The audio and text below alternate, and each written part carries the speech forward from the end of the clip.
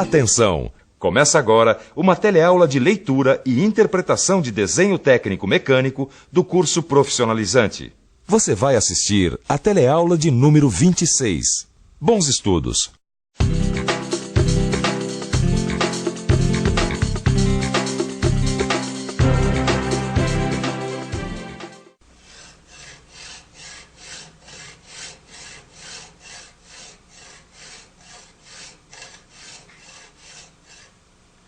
Se não me engano, você já aprendeu a interpretar cotas básicas e cotas de alguns tipos de elementos em desenhos técnicos de modelos variados.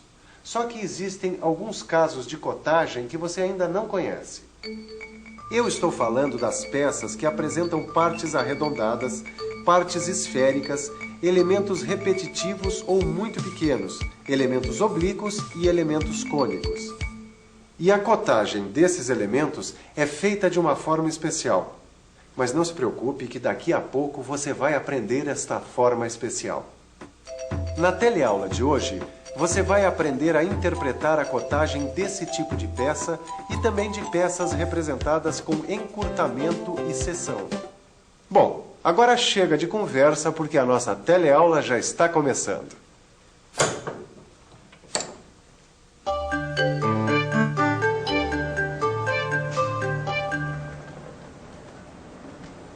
E aí, Tito?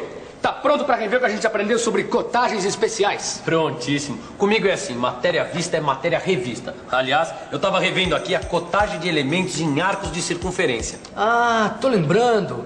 Geralmente a cotagem de elementos em arcos de circunferência é feita através da medida dos seus raios.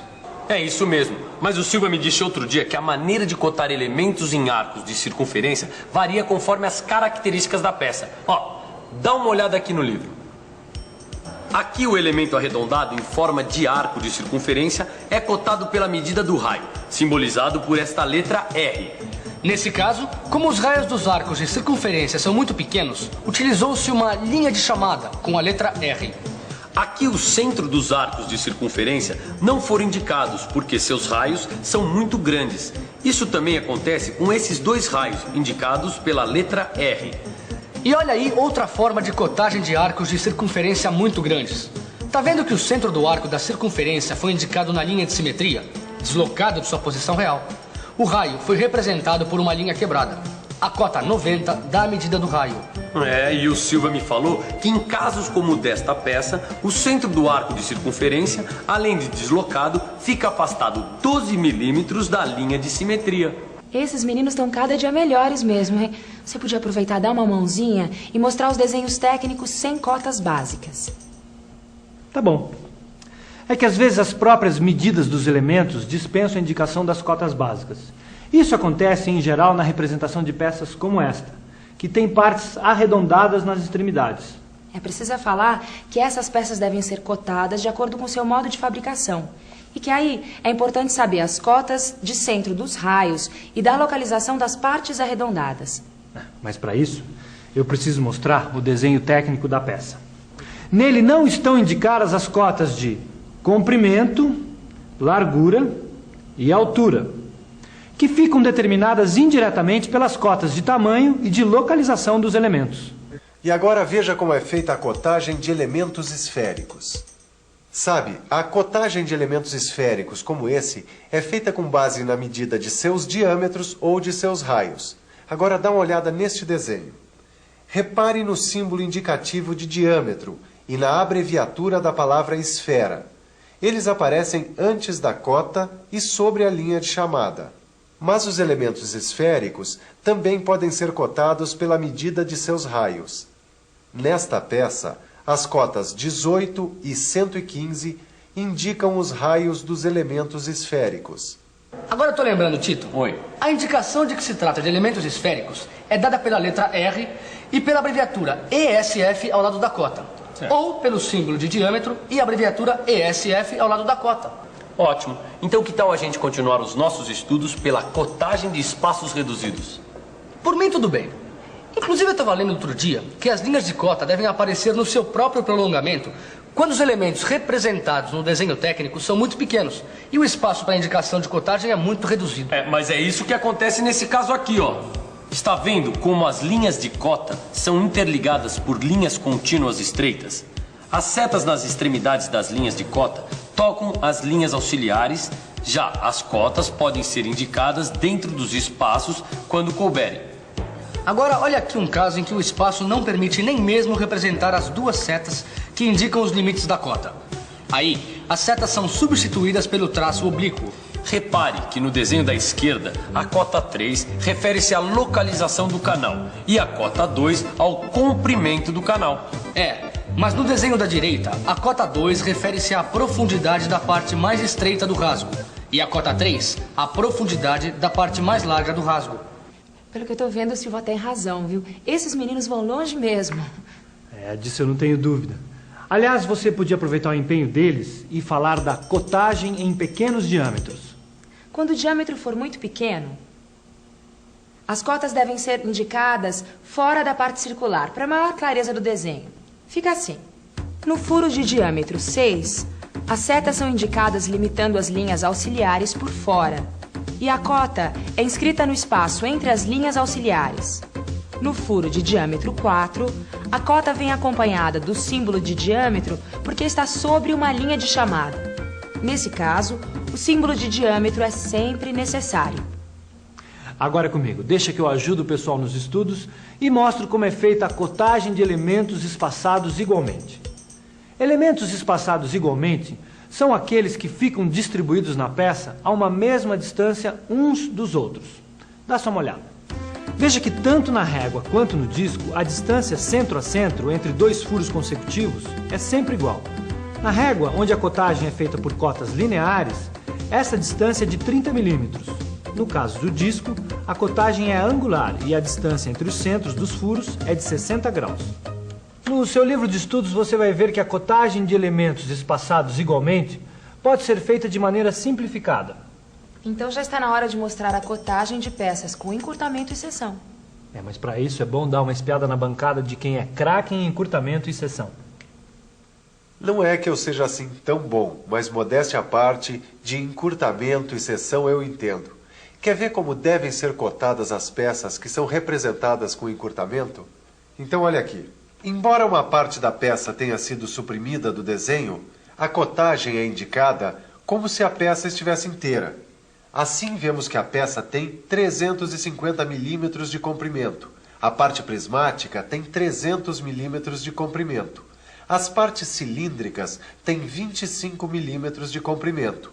O diâmetro da parte cilíndrica é de 30 milímetros. E a parte prismática tem a forma quadrangular, com 34 milímetros de lado. Mas como às vezes a parte encurtada apresenta elementos repetitivos, a cotagem tem que ser feita desta maneira. Repare que os furos localizados na parte encurtada não foram representados, mas a quantidade de furos da peça vem indicada sobre a linha de chamada que toca o contorno do furo. Quer ver? Essa anotação indica que a peça tem 20 furos com 6 milímetros de diâmetro. Consequentemente, a peça tem 19 espaçamentos entre os furos. É o que nos informa esta cota, onde 19 representa o número de espaçamentos entre os furos. 18 milímetros representa a distância do centro de um furo ao centro de outro furo consecutivo. E 342 milímetros representa a distância total do centro do primeiro furo ao centro do último furo. A cota 18 aparece repetida entre o primeiro e o segundo furo, para deixar claro que a medida da distância entre os furos é sempre a mesma. A cota 15 indica a localização do primeiro furo em relação à face esquerda da peça. Mas lembra, Caio, que apesar do encurtamento, todas as cotas referem-se aos valores reais da medida da peça. Claro que eu lembro. Eu só estou com dúvida na representação de algumas peças com encurtamento e seção. Bom, nesse ponto eu acho que eu estou super bem. Dá uma olhada aqui que tem uma peça representada em vista única. Já entendi.